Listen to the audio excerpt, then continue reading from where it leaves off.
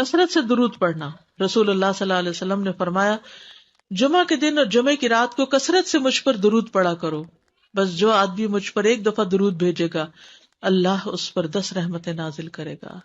اللہم صلی علی محمد. رسول اللہ صلی اللہ علیہ وسلم نے فرمایا تمہارے افضل دنوں میں سے جمعے کا دن ہے. اسی دن آدم علیہ السلام پیدا کیے گئے, اسی دن ان کی روح قبض کی گئی, اسی دن سور پھونکا جائے گا اور اس دن سب لوگ بے ہوش ہوں گے. اس لیے اس دن مجھ پر کثرت سے درود بھیجا کرو کیونکہ تمہارا درود مجھ پر پیش کیا جاتا ہے. کہتے ہیں لوگوں نے پوچھا یا رسول اللہ ہمارا درود آپ پر کس طرح پیش کیا جائے گا جبکہ آپ کا جسم بوسیدہ ہو چکا ہوگا؟ تو آپ نے فرمایا بے شک اللہ عز و جل نے انبیاء کے جسموں کو زمین پر حرام کر دیا ہے, یعنی فرشتوں کے ذریعے آپ تک درود پہنچایا جاتا ہے. انبیاء کے جسموں کو مٹی نہیں کھاتی, صحیح سلامت ہوتے ہیں ان کے جسم.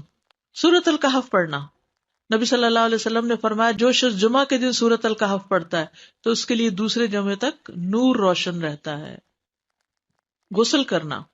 ہر بالغ پر جمعہ کے لیے جانا ضروری ہے اور ہر وہ شخص جس پر جمعہ کے لیے جانا ضروری ہے اس پر غسل ہے, یعنی اس کو لازمی غسل کرنا چاہیے الا یہ کہ کوئی مجبوری ہو. تو آپ اپنا اسکیجول اس طرح بنائے نا کہ جیسے اگر آپ ہر روز نہاتے ہیں پھر تو کوئی مسئلہ نہیں, لیکن اگر آپ ایک دن چھوڑ کے ایک دن نہاتے ہیں تو آپ پھر اس طرح اسکیجول کریں کہ جیسے آپ منڈے کو نہائے, پھر وینسڈے کو نہائے, پھر جمعے کو نہائے, پھر آپ سیٹرڈے سنڈے اگر نہیں بھی نہاتے پھر منڈے. تو اس طرح آپ جمعے کو مس نہیں کریں گے. یہ نہیں کہ جمعرات کو نہا کے جمعہ کو چھوڑ دیا یا جمعہ چھوڑ کے ہفتے کو نہائے, ایسا نہیں کرنا چاہیے.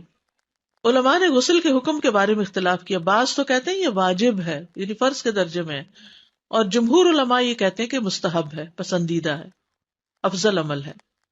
حدیث میں آتا ہے جس نے جمعے کے دن وضو کیا اس نے اچھا کیا, اور جس نے غسل کیا تو یہ افضل ہے. صفائی میں مبالغہ ہوتی ہے نا, ویکلی صفائی آپ کو کرنی ہوتی ہے, یعنی جیسے ناخن وغیرہ کاٹتے ہیں یا پھر اپنے زائد بال وغیرہ اتارتے ہیں, تو یہ سب چیزیں اگر جمعے کے دن ہو تو زیادہ بہتر ہے. نبی صلی اللہ علیہ وسلم نے فرمایا جو شخص جمعے کے دن اچھی طرح غسل کرے, اچھی طرح سنوار کر وضو کرے, اپنے بہترین لباس میں سے پہنے, یعنی جمعے کے دن باقی دنوں کی نسبت اچھا لباس پہنے, اللہ نے اس کی قسمت میں گھر والوں کی جو خوشبو لکھی ہو وہ لگا لے, یعنی گھر میں جو بھی خوشبو ہے, پھر جمعہ پڑھنے آئے تو لغو کام نہ کرے, 2 آدمیوں کے درمیان جدائی نہ کرے, یعنی 2 لوگ بیٹھے ان کے بیچ میں گھس کے بیٹھ جائے. اس جمعے اور دوسرے جمعے کے درمیان کے پورے ہفتے کے گناہ معاف کر دیے جاتے ہیں. پھر مسواک کرنا. جمعے کی سنتیں بتاتے ہوئے آپ نے فرمایا اور تم پر مسواک کرنا لازم ہے. اچھا لباس پہننا.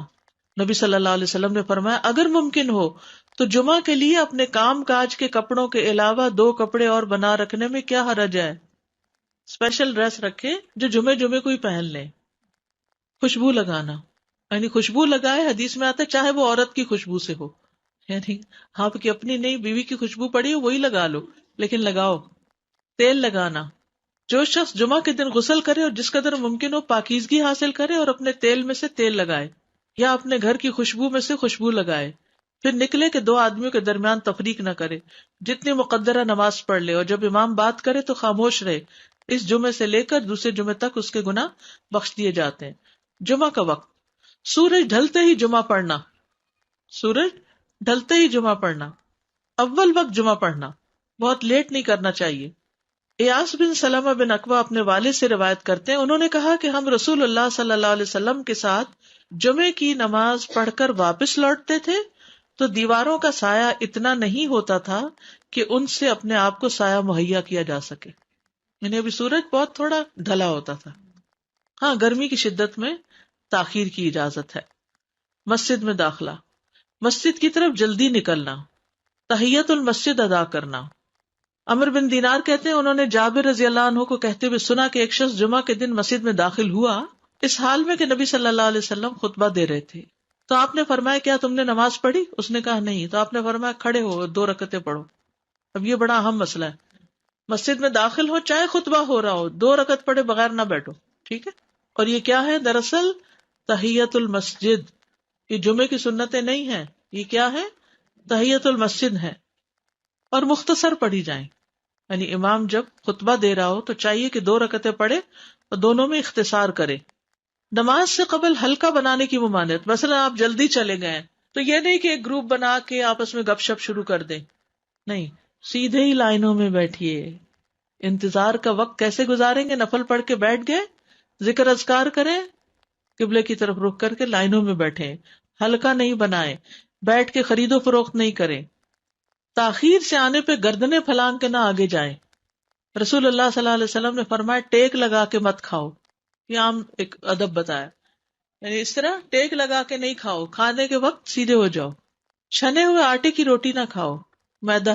مسجد میں کوئی جگہ مقرر نہ کرو کہ یہ میری جگہ ہے، آپ کیوں آج یہاں کھڑی ہو گئی، کہ تم اسی میں ہی نماز پڑھو۔ کچھ لوگ ہوتے ہیں نا آ کے مخصوص جگہ ہی پڑھتے ہیں، اگر کوئی اور وہاں ڈسٹرب ہو جاتے ہیں۔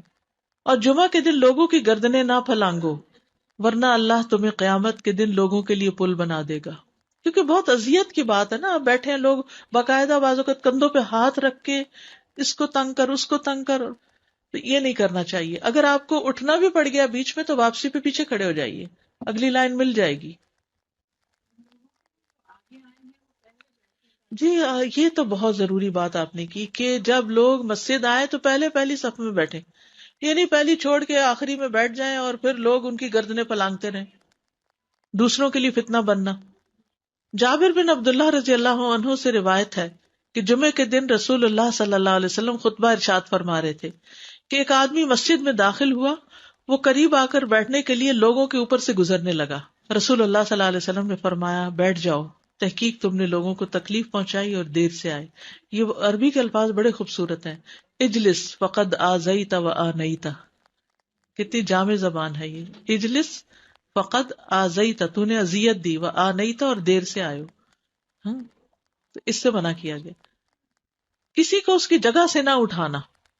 جابر رضی اللہ عنہ نبی صلی اللہ علیہ وسلم سے روایت کرتے ہیں، آپ نے فرمایا تم میں سے کوئی شخص جمعہ کے دن اپنے بھائی کو کھڑا نہ کرے کہ پھر دوسری طرف سے آ کر اس کی جگہ پہ خود بیٹھ جائے، بلکہ جو آئے وہ کہے جگہ کشادہ کرو، بھائی ہمارے لیے بھی جگہ بناؤ، یہ کہے۔ خطبہ جمعہ اور اس کے آداب۔ خطبہ جمعہ کی اہمیت۔ جب اذان ہو جائے تو کیا کرے انسان؟ مسجد کی طرف دوڑ پڑے۔ تو مسجد میں جماعت تو نہیں ہو رہی ہوگی، پہلے کیا ہو رہا ہوگا؟ خطبہ ہو رہا ہوگا۔ امام کا خطبے سے پہلے سلام کرنا۔ نبی صلی اللہ علیہ وسلم جب ممبر پر چڑھتے تو حاضرین کو السلام علیکم کہتے۔ امام کا کھڑے ہو کر خطبہ دینا۔ رسول اللہ صلی اللہ علیہ وسلم کھڑے ہو کر خطبہ دیتے، پھر بیٹھ جاتے، پھر کھڑے ہوتے اور کھڑے ہو کر خطبہ دیتے، یعنی بیچ میں تھوڑا سا بیٹھ بھی جاتے تھے۔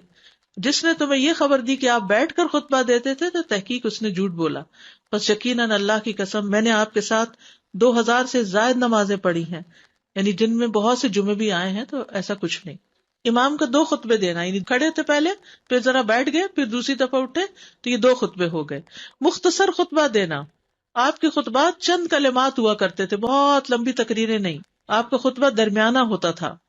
نبی صلی اللہ علیہ وسلم نے فرمایا آدمی کا نماز کو لمبا کرنا اور خطبے کو مختصر کرنا اس کی سمجھداری کی علامت ہے۔ بس نماز لمبی کرو اور خطبہ مختصر کرو، کیونکہ بعض بیان جادو جیسا اثر رکھتے ہیں، یعنی تھوڑے بھی بات کرو گے تو دل میں چلی جائے گی۔ نماز پہ زیادہ توجہ۔ نبی صلی اللہ علیہ وسلم کا خطبے میں سورۃ قاف پڑھنا۔ حارثہ بن نعمان کی بیٹی سے روایت ہے، کہتی ہے کہ میں نے سورۃ قاف رسول اللہ صلی اللہ علیہ وسلم سے سن کر حفظ کر لی۔ آپ ہر جمعے کو خطبے میں پڑھا کرتے تھے۔ سامعین کا امام کی طرف رخ کرنا، یعنی جمعے کے دن یہ نہیں کہ آپ کرسی لگا کے کسی اور طرف منہ کر کے بیٹھ جائیں اور جب جماعت ہو تو پھر صف میں کھڑے، نہیں، آپ صف میں بیٹھے ہو، کس طرف منہ ہو؟ قبلہ رخ ہو، امام سامنے ہی ہوگا نا قبلے کی طرف۔ ایک صحابی کہتے کہ جب آپ ممبر پہ چڑھتے تو ہم اپنے چہروں کے ساتھ آپ کی طرف متوجہ ہوتے، ادھر ادھر نہیں دیکھتے تھے خطبے کے دوران۔ امام کے قریب بیٹھنا۔ اللہ کے نبی صلی اللہ علیہ وسلم نے فرمایا ذکر میں حاضر ہوا کرو، یعنی خطبہ میں، اور امام کے قریب بیٹھا کرو، بے شک آدمی دور ہوتا رہتا ہے حتیٰ کہ وہ جنت میں بھی پیچھے ہی ہوگا اگرچہ وہ اس میں داخل بھی ہو جائے۔ یہ تاخیر کی اتنی مذمت ہے۔ خاموشی سے خطبہ سننا، یعنی بات نہیں کرنی چاہیے، کوئی اہم بات بھی نہیں پوچھنی چاہیے۔ ابن مسعود سے روایت ہے کہ انہوں نے ابی ابن کعب سے قرآن کی کسی آیت کے بارے میں سوال کیا جبکہ اللہ کے نبی خطبہ دے رہے تھے، تو انہوں نے اعراض کیا اور کوئی جواب نہ دیا۔ پھر جب آپ نے نماز پڑھائی تو ابی کہنے لگے تمہارا جمعہ ہی نہیں ہوا۔ تو ابن مسعود نے رسول اللہ صلی اللہ علیہ وسلم سے پوچھا تو آپ نے فرمایا ابی نے سچ کہا، کوئی بات کرنے کی اجازت نہیں، یہ کہنے کی بھی کہ چپ ہو جاؤ یہ بھی اجازت نہیں۔ عبداللہ بن مسعود کہتے کہ جب امام جمعہ کے لیے آ گیا پھر تمہارا اپنے ساتھی سے یہ کہنا کہ خاموش رہو لغویت کے لیے کافی ہے، یہ بھی لغو بات ہے۔ کوئی لغو حرکت نہ کرنا، کنکریوں سے نہ کھیلنا، فون سے نہیں کھیلنا، میسجز چیک نہیں کرنا، انگلیوں میں انگلیاں ڈال کے پٹاخے نہیں بجانا، گوٹ مار کے نہیں بیٹھنا. گوٹ مار کے کیسے بیٹھتے ہیں؟ گھٹنے اوپر کر کے اور یوں ایسے گھٹنوں کے گرد ہاتھ ڈال کے. کئی دفعہ ایسے نظر آتا ہے کہ خطبے میں لوگ اس طرح بیٹھے ہوتے ہیں کیونکہ پتہ نہیں ہے. یعنی آپ چوکڑی مار سکتے ہیں. آپ سب سے افضل پوزیشن تو یہ ہے کہ جیسے نماز کے اتحیات میں ہم بیٹھتے ہیں، لیکن کچھ لوگ اس طرح بیٹھ نہیں سکتے، چلے کرسی بھی بیٹھ جائیں. اگر کرسی نہیں ہے، نیچے بیٹھے ہیں تو چوکڑی مار کے بیٹھ جائیں، وہ ٹانگیں اس طرح پیٹ کے ساتھ لگا کے گھٹنوں پہ ہاتھ کو بل دے کے اس طرح نہیں بیٹھے. اگر مجبوری ہے تو وہ اور بات ہے، لیکن یہ کہ بلا وجہ نہیں کرنا چاہیے کیونکہ ادب کے خلاف ہے. اونگ آنے پر جگہ بدلنا. نبی صلی اللہ علیہ وسلم نے فرمایا اگر جمعہ کے دن کسی کو مسجد میں اونگ آنے لگے تو اپنی اس جگہ کو دوسری جگہ سے بدل لے. کہ بعض اوقات ایسا ہوتا ہے نا، خطبے کے وقت بڑی سکینت ہوتی ہے اور آخری خطبہ تو آپ نیند میں ہی سنتے ہیں. نماز جمعہ کی رکعت 2 رکعت ہے فرض بس. جمعہ کی نماز 2 رکعتیں ہیں اور ان دونوں میں قرات ہوتی ہے. نبی صلی اللہ علیہ وسلم جمعے میں سبح اسم ربک الاعلی اور حل اتاک حدیث الغاشیہ پڑھتے. کبھی جمعہ اور عید کٹھے ہو جاتے تب بھی دونوں نمازوں میں یہی صورت پڑھتے تھے. ٹھیک ہے. اسی طرح صبح کی نماز میں جمعے کے دن الف لام میم التنزیل اور حل اتی علی الانسان کی قرات کرتے اور نماز جمعہ میں سورۃ الجمعہ اور منافقین کی تلاوت کرتے. یعنی یہ بھی ملتا ہے. فرض کے بعد 2 رکعت پڑھنا. عبداللہ بن عمر سے روایت ہے انہوں نے رسول اللہ صلی اللہ علیہ وسلم کی نفل نماز کو بیان کیا اور کہا کہ آپ جمعے کے بعد کوئی نفل نماز نہیں پڑھتے تھے حتیٰ کہ واپس تشریف لے جاتے، پھر اپنے گھر میں 2 رکعت پڑھتے تھے. اب جو لوگ گھر نہیں جاتے تو پھر وہیں پر وہ پڑھ لیتے ہیں، ورنہ آپ صلی اللہ علیہ وسلم اپنی سنتیں وغیرہ گھر میں پڑھتے تھے. اور اسی طرح 4 بھی پڑھی جا سکتی، 2 بھی ہیں 4 بھی ہیں. آپ صلی اللہ علیہ وسلم نے فرمایا جب تم میں سے کوئی جمعہ پڑھ چکے تو اس کے بعد 4 رکعتیں پڑھے. یہ آپ کا حکم ہے. تو جب آپ کا 2 چیزیں ہوتی ہیں سمجھنے کے لیے، ایک آپ کا فعل ہوتا ہے اور ایک آپ کا حکم ہوتا ہے. تو ہمارے لیے کیا ہے؟ جو آپ کا حکم ہو. جمعے کے بعد کوئی اور نماز پڑھنے سے پہلے گفتگو کرنا، یعنی سنت پڑھنے سے پہلے گفتگو کرنا. اسما بن مالک سے مرفوعاً روایت ہے کہ جب تم میں سے کوئی آدمی جمعہ کی نماز پڑھے تو اس کے بعد اس وقت تک کوئی نماز ادا نہ کرے جب تک کسی سے کلام نہ کرے یا اس جگہ سے نکل نہ جائے. پہلے منع تھا، اب کوئی نہ کوئی بات کر لینی چاہیے. نہیں سمجھ آئی؟ یعنی جمعہ پڑھ لیا آپ نے اور پھر کسی سے آپ سلام دعا کر لیں، اس کے بعد سنت پڑھیں یا نفل جو بھی. ٹھیک ہے. اور گھر جانا ہے تو گھر جا کے پڑھیں، اور اگر گھر نہیں جانا، کام پہ جانا ہے تو ادھر ہی پڑھ کے چلے جائیں.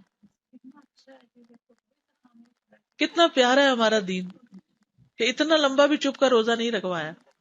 بالکل.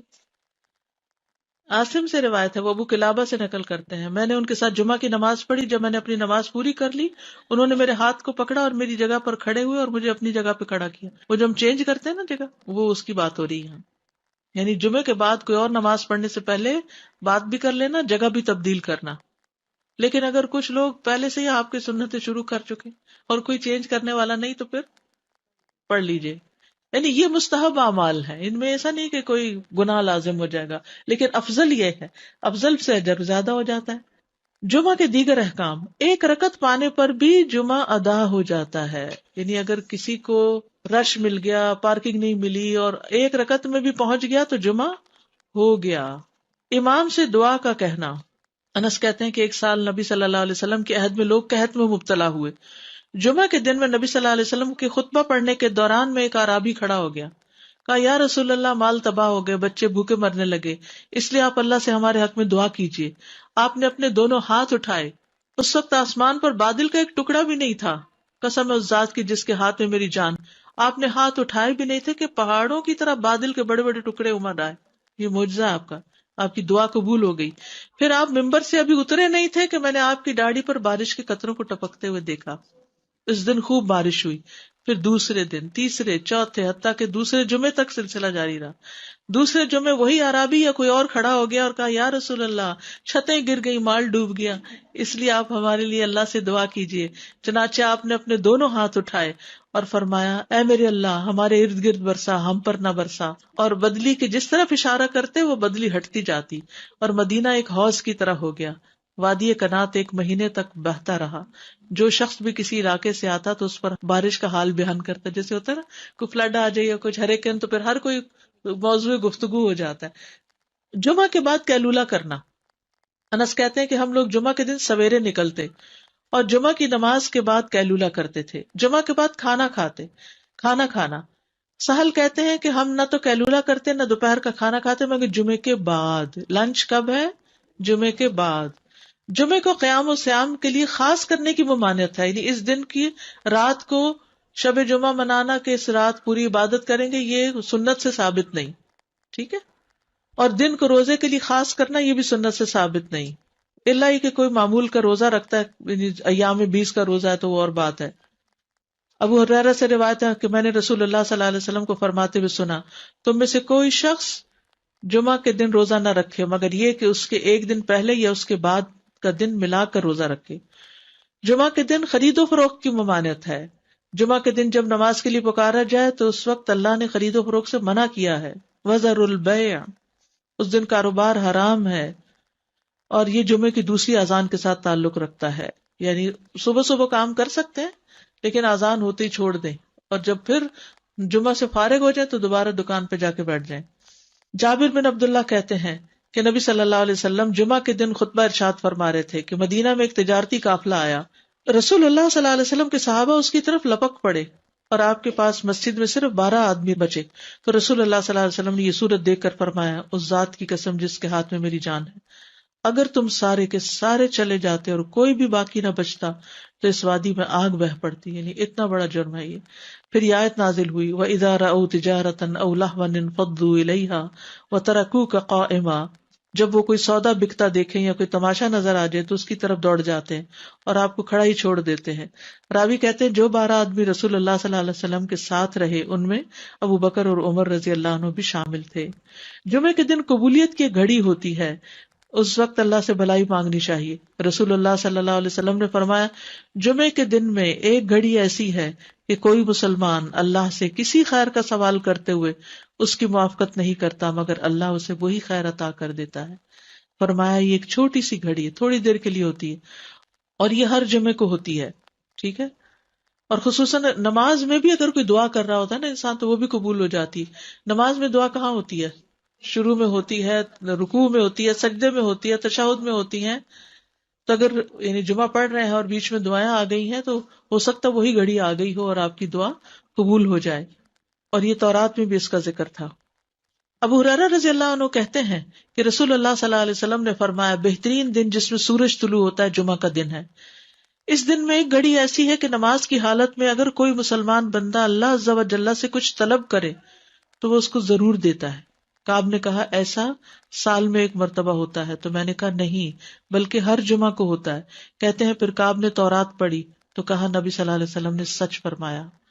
ابو ہریرہ رضی اللہ عنہ کہتے ہیں کہ میں بعد میں عبداللہ بن سلام سے ملا اور ان سے اپنی اور کعب کی مجلس کا بتایا تو عبداللہ بن سلام رضی اللہ عنہ نے کہا میں جانتا ہوں وہ گھڑی کب آتی ہے. ابو ہریرہ نے کہا مجھے بھی بتائیے. انہوں نے کہا وہ جمعہ کے دن میں آخری گھڑی ہے. میں نے کہا یہ جمعے کے دن کی آخری گھڑی کیسے ہو سکتی ہے؟ حالانکہ رسول اللہ صلی اللہ علیہ وسلم نے فرمایا جو مسلمان بندہ اس کو نماز پڑھتے ہوئے پائے. اس وقت میں کوئی نماز نہیں پڑھی جاتی. تو عبداللہ بن سلام نے کہا کیا رسول اللہ صلی اللہ علیہ وسلم نے یہ نہیں فرمایا جو شخص نماز کے انتظار میں بیٹھا رہے وہ گویا نماز ہی کی حالت میں ہے حتیٰ کہ نماز پڑھ لے؟ کہتے ہیں میں نے کہا ہاں. تو انہوں نے کہا بس یہی ہے، یعنی اس وقت کیا کرنا چاہیے؟ آخری گھڑی میں وضو وغیرہ کر کے مغرب کی نماز کے انتظار میں بیٹھ کے دعائیں کریں، اذان ہو تو نماز پڑھ لیں. عصر کے بعد سے مغرب تک کا وقت ہے. انس بن مالک سے روایت ہے کہ نبی صلی اللہ علیہ وسلم نے فرمایا جمعہ کے دن اس گھڑی کو جس میں دعا کی قبولیت کی امید کی جاتی ہے عصر سے لے کر سورج ڈوبنے تک کے درمیان تلاش کرو، اور دن کی آخری گھڑی ہے. تو اللہ سبحانہ وتعالی ہمیں اس دن کی برکتوں سے فائدہ اٹھانے کی توفیق عطا فرمائے.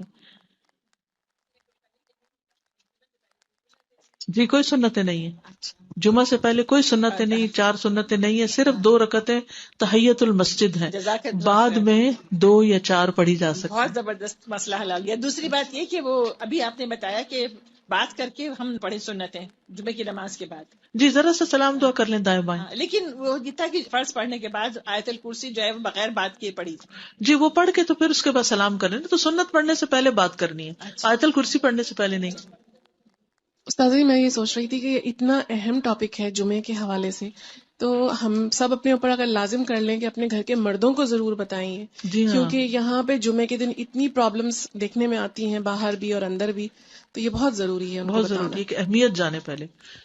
جی السلام علیکم استاذہ، آپ نے بتایا کہ اگر آخری رکعت بھی مل جائے تو جمعے جمعہ کی ہو تو جاتا جمعہ ہے، ہو جاتا ادا ہو ہے. جاتا سو ہے. اٹس ناٹ لائک دا خطبہ از لازم. نہیں، ویسے تو وہ شروع میں جانے کا جو اجر و ثواب ہے، اور لیکن خطبہ اگر نہیں ملا کسی وجہ سے تو اس شخص کا جمعہ قضا نہیں ہوا. اوکے، کیونکہ وہاں مسجد میں لوگ یہ کہتے ہیں آپ خطبہ میں لیٹ آئے ہو، اب آپ کو دوسرا خطبہ پکڑنا ہوگا، نہیں نہیں نہیں، بیکاز دین ایسا یو کچھ کین فائنڈ دا جمعہ. نہیں. اور سیکنڈ ایک بات آپ نے کہی کہ 2 رکعتیں ہیں جمعہ کی ہاں فرض جو جی، مسجد میں ہے، بٹ اگر عورت گھر پر ہے تو تو پھر ظہر 4 ہی پڑے ہوئے گی. گی جی ظہر ہاں، کی. اوکے. ظہر کی 4 پڑے گی. استاذہ جی 2 کویشچنز ہیں. ایک یہ کہ جب خطبہ ختم ہوتا ہے اور جب نماز کے لیے کھڑے ہوتے ہیں تو وہ اس وقت بھی خاموشی ہونی چاہیے؟ جیسے کہ لوگ کہتے ہیں صف جوڑ لیں یا آگے آ جائیں، تو اس وقت بھی بات اس نہیں وقت بھی کرنی؟ خاموشی، بالکل. استاذہ بعض لوگ آپ خاموش رہتے ہیں لیکن لوگ آ کے آپ کو یا تو اشارے سے سلام کرتے ہیں یا پھر بس ہاتھ اشارے ملانا سے چاہتے جب ہیں. آپ نظریں جھکا لیں، اسے ہاتھ بھی نہیں ملانا چاہیے. ہاتھ ملا لیں لیکن نظریں جھکا لیں تاکہ بات نہ کریں، کیونکہ آپ کو پتا ان کو نہیں پتا، جی تو پھر بد اخلاقی بھی لگتی ہے کہ وہ بول رہے جی ہیں اور آپ کچھ نہیں کہہ رہے. جزاک اللہ خیر. یعنی اپنے عمل سے بتا دیں کہ بولنا نہیں. جی السلام علیکم رحمۃ اللہ وبرکاتہ. استاذہ جب ہم مسجد میں نماز پڑھتے ہیں، سنتیں ادا کرتے ہیں، تو ہم 4 ادا کرتے ہیں. سننے میں یہ آتا ہے کہ اگر ہم گھر آ کے ادا کریں گے تو 2 ادا کریں گے، کیا یہ صحیح نبی بات صلی ہے؟ اللہ علیہ وسلم چونکہ گھر جا کے 2 پڑھا کرتے تھے، لیکن آپ نے ہمیں 4 ادا کرنے کا حکم دیا ہے، تو جی اس لیے 4 بھی ادا کر سکتے ہیں. جی جزاک اللہ خیر. وَإِيَّاكُمْ. بات ہے کسی کو بتانے کی ضرورت پڑ جائے تو سب سے بڑی بات تو یہ کہ صاحب معاملہ خود استخارہ کرے. جی ہاں، دوسری بات یہ کہ مکروہ اوقات کے علاوہ 2 رکعت نفل کبھی بھی پڑھ سکتا ہے. جی ہاں، دوسری بات یہ سورہ فاتحہ اور قرآن کی کوئی بھی سورت ٹھیک ہے، پھر 1 سے زیادہ مرتبہ بھی کر سکتے ہیں. ٹھیک ہے، پھر یہ کہ خواب یا کسی اشارے کا انتظار کوئی حقیقت نہیں. ٹھیک ہے، آسانیاں اور رکاوٹیں دونوں کا مطلب یہ لے کہ اسی میں خیر ہے ٹھیک ہے. اور ہر حال میں راضی ہے، کیونکہ وہی جانتا ہے کہ کب کیا اور کون بہتر جی ہے. ہاں، یعنی کام سے نہ رکیں. اب جس کام کے لیے استخارہ کیا وہ کام کر لیں، پھر اس کے بعد خیر ہی خیر ہے. استخارہ خیر ہی خیر. گھر میں نماز پڑھے تو پہلے 4 سنت پڑھے، جی ہاں، اور پھر 4 فرض پڑھیں. پھر 2 سنت، پھر 2 نفل. جی، سبحانک اللہم و بحمدک، اشہد ان لا الہ الا انت، استغفرک و اتوب الیک. السلام علیکم و رحمۃ اللہ وبرکاتہ.